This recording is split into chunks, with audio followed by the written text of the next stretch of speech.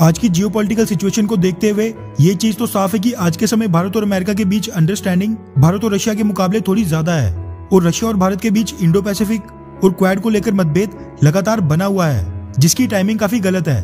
क्योंकि दूसरी तरफ भारत और चाइना की सेना एक दूसरे के साथ जंग करने के लिए बिल्कुल तैयार बैठी है। मगर अंतर्राष्ट्रीय कूटनीति में कभी भी कुछ भी हो सकता है और हर एक चीज की पॉसिबिलिटी बनी रहती है। जैसे कि कुछ समय से पाकिस्तान और रशिया की नजदीकियां काफी बढ़ रही थी, दोनों देशों के बीच गैस पाइपलाइन समझौता भी हुआ था और साथ में सैन्य अभ्यास करने के लिए रशियन सैनिक पाकिस्तान भी आए थे। इन सबको देखकर पाकिस्तान काफी खुश था और उसको लग रहा था कि बस अब तो रशिया पाकिस्तान की जेब में आकर बैठ गया है और इस चीज को पाकिस्तानी मीडिया भी बड़े जोरों शोरों से उठा रहा था और ये प्रोपेगेंडा फैलाने में लगा था कि पाकिस्तान और रशिया काफी अच्छे दोस्त बन गए हैं। मगर नए साल पर पाकिस्तान को फिर से मुंह की खानी पड़ी है। रशिया के प्रेसिडेंट व्लादिमीर पुतिन ने भारत के प्रधानमंत्री नरेंद्र मोदी जी को नए साल की शुभकामनाएं तो दी,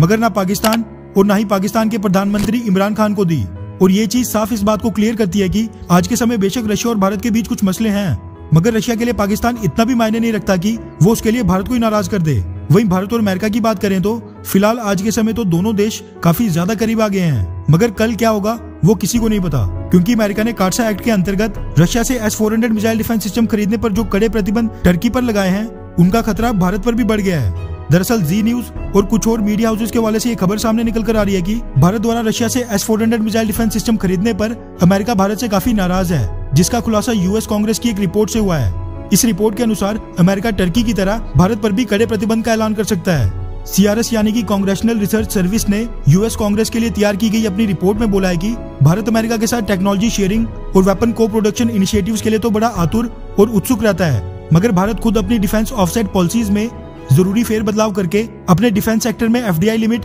यानी कि फॉरेन डायरेक्ट इन्वेस्टमेंट लिमिट को नहीं हटा रहा।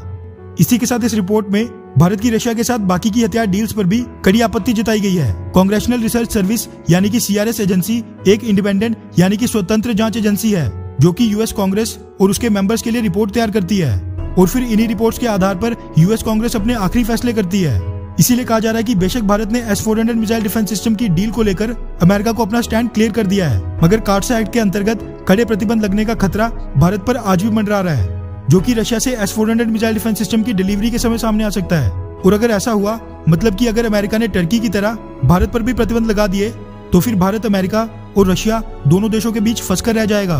और जो भारत ने अमेरिका के करीब जाकर रशिया को भी नाराज कर दिया वो भी सबका सब बर्बाद हो जाएगा। वैसे आपको क्या लगता है कि लॉन्ग टर्म में भारत के लिए कौन सा देश ज्यादा फायदेमंद रहेगा, भारत का नया दोस्त अमेरिका या फिर भारत का सबसे पुराना दोस्त रशिया? नीचे कमेंट करके अपनी राय जरूर बताएं। अच्छा सुनो, चैनल को सब्सक्राइब करो, उसके बाद घंटी बजा देना ताकि अगली वीडियो आपसे मिस ना हो पाए। Thank you.